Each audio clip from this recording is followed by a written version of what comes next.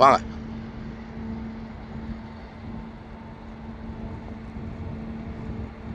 கத்தாரும் ஒரு வளைகுடா நாடுதான் என்றாலும் கூட சவுதி அரேபியா, துபாய் போல பெரிய பாலை மணல் வெளி இல்லை. ஒரு சிறிய குன்றுகள் இருக்கின்றன. நமது நாட்டில் விடுமுறைக்கு காடுகளுக்குள்ளே போவது போல இந்த நாட்டு மக்கள் கேரவன் என்ற பெரிய பெரிய வேன்களில் குடும்பமாக வியாழக்கிழமை இரவு புறப்பட்டு இது போன்ற பாலை மணல் வழியில் ஆங்காங்கே வண்டிகளை நிறுத்தியிருக்கிறார்கள்.